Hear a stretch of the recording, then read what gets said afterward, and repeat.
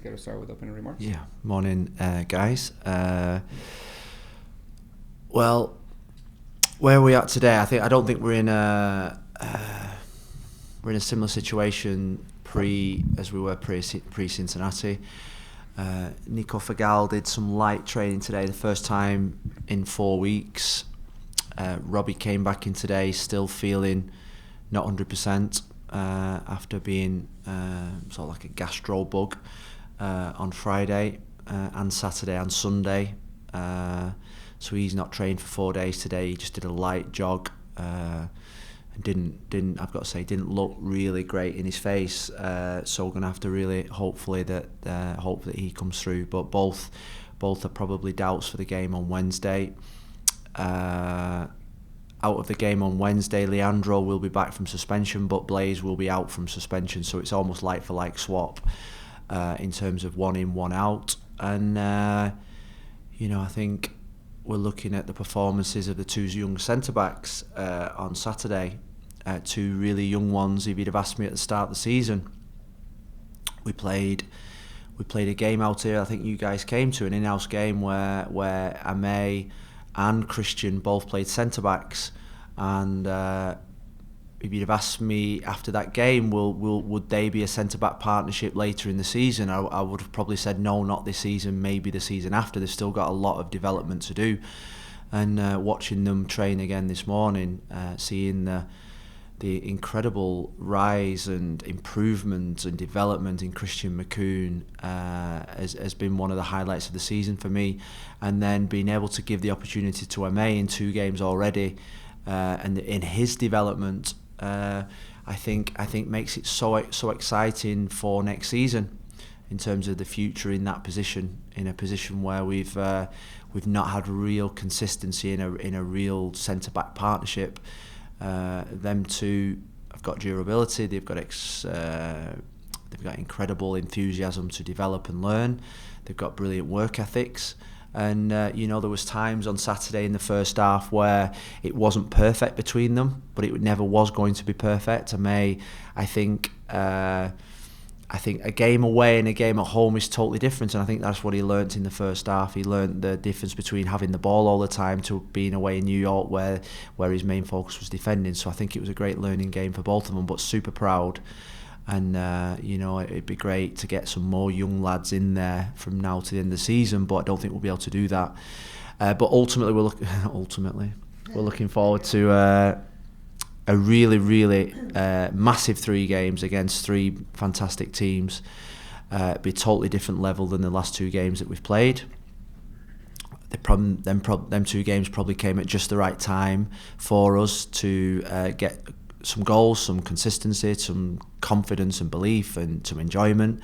And the place is really bouncing at this moment in time, and looking forward to the game on Wednesday against a team that I think is I think in the next 2 years, in terms of the investments that they've made in young players, is going to be probably one of the best teams over the next 2 or 3 years in the MLS.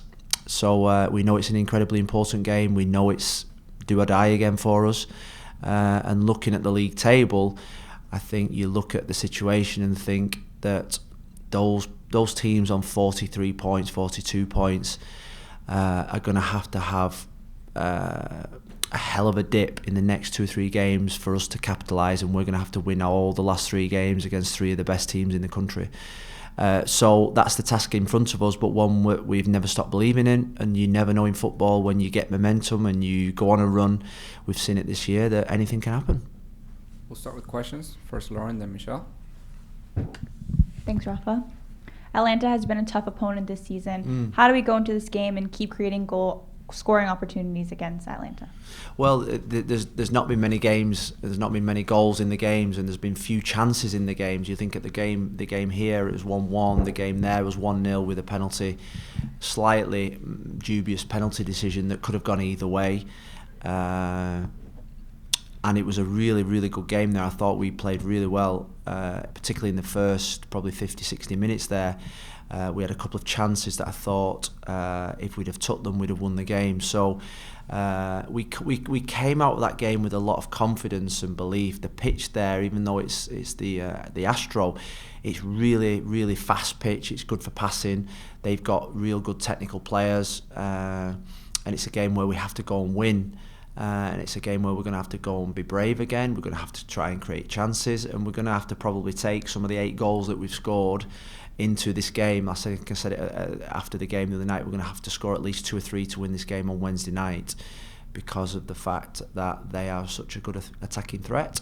And we're going with the attitude we have in the last 2 or 3 games, which is to go for it, and that's what makes this exciting. Next question, Michelle. Considering that this is going to be a better team, you just said, different type of game than what we saw the last 2 games. What do you do tactically? Do you stay with the same kind of thing that worked the last 2 games? Do you change at this point, or do you stay with that and say this is working no matter who the opponent is?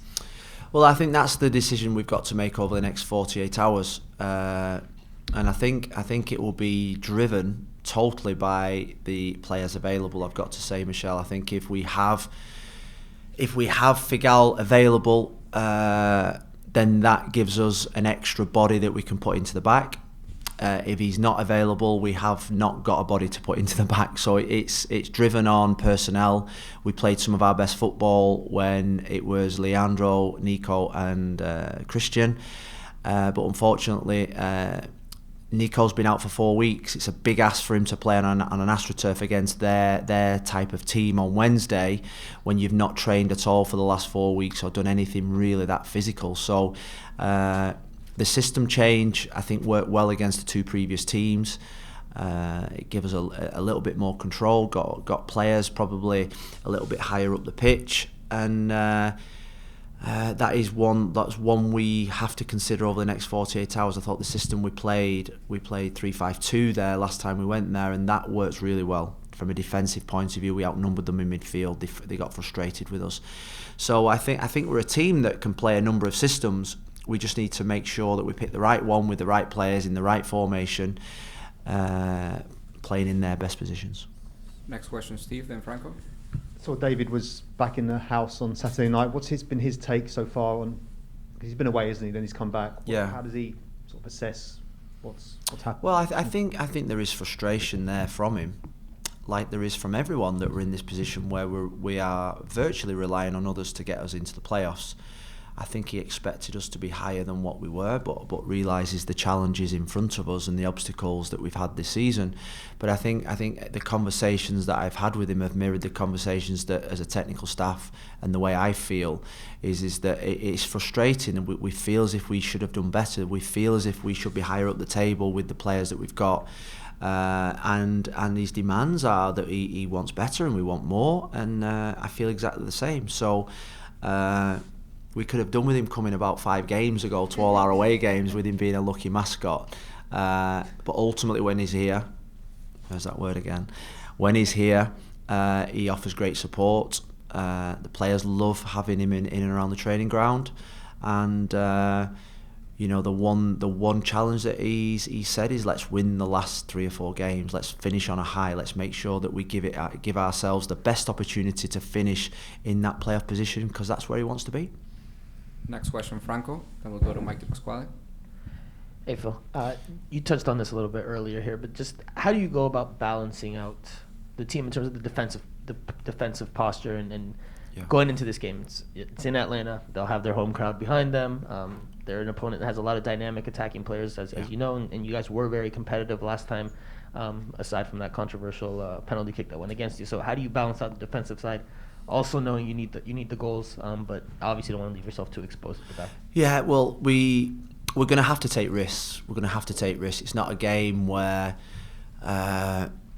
we can say, you know what, we can go with a certain system and nick a draw, and in 10, 15 games time we can make this up with a win at home. We have to win every game, so we're going to have to take risks. We're going to have to at sometimes defend 1v1, 2v2, 3v3 at the back. You know that with Martinez, Moreno, Barco, Araco, you know that they don't really spend that much time in their defensive shape. They defend with 5+1 and then attack with the other 3 or 4 that they have. So we're going to have to at times defend 1v1. That's what we've been working really hard on. Defend 1v1, be brave, and make sure that we can create chances. In the first 45 minutes in Atlanta, we created 3 really good chances.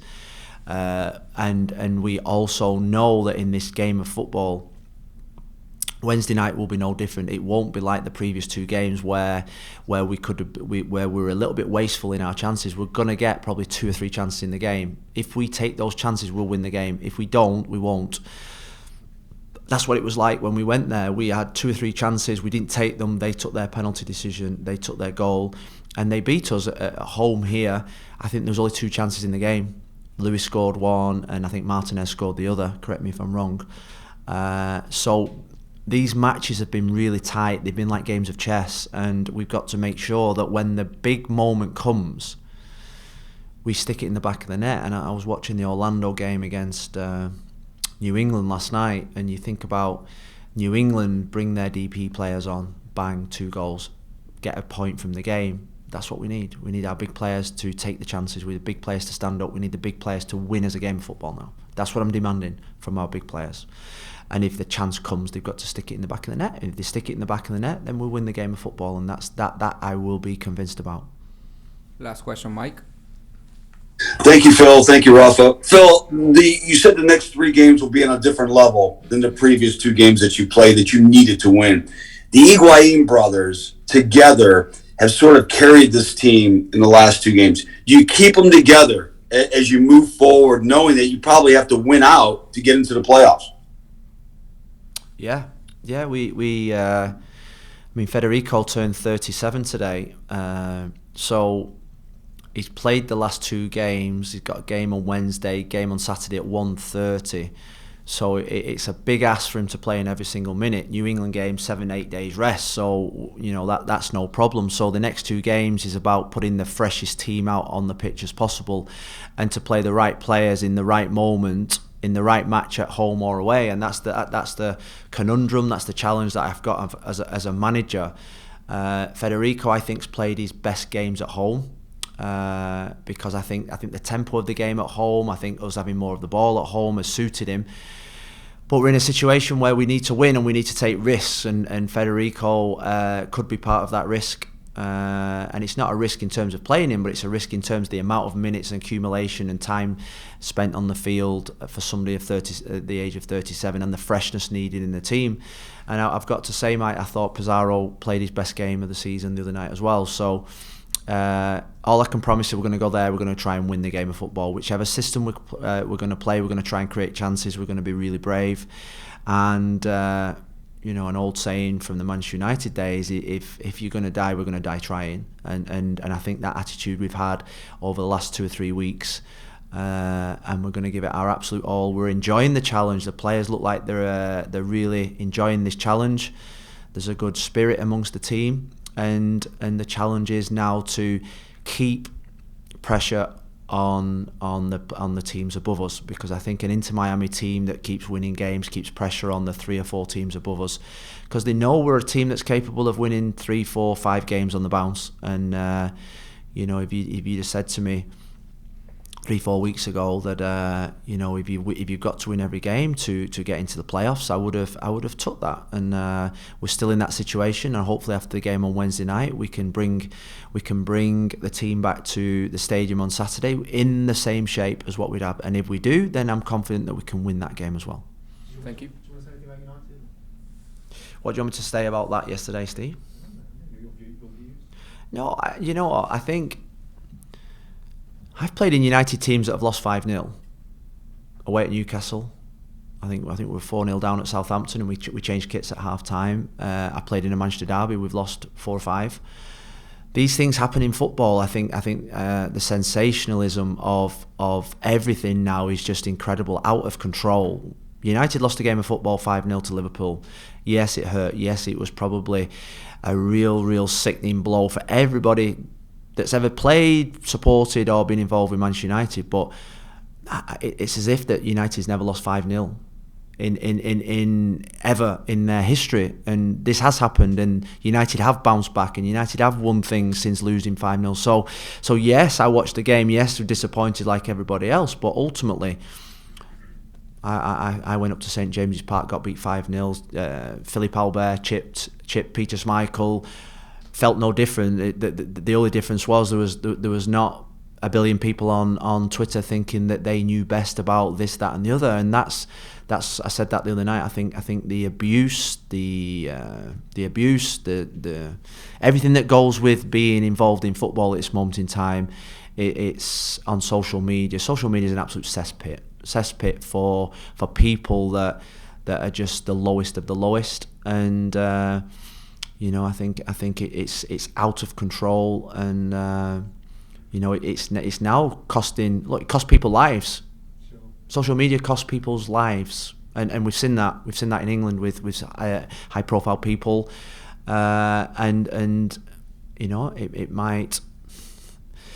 People don't probably realise that the things that they are writing hurts families, hurts people, hurts human beings, people that have problems in their lives, and nothing gets done about it. But it just seems to be accepted that you go out there and abuse whoever you want in the football world, a manager, a player, and you can get away with it. If it happened on the street, you'd be arrested, you'd be sacked from your job or whatever. But in football, it just seems like the done thing to abuse, to troll, to treat people inhumane. And I just think it's eventually it will cause. I think it will cause serious illness to well, it has caused serious illness to players, and people don't respect that. You know, you've seen. I think Tyrone Mings came out earlier in the season after the Euros and said it caused him to suffer from a mental illness. So that's an illness. So people are writing stuff that are actually causing people to be ill. I think there's something fundamentally wrong with that.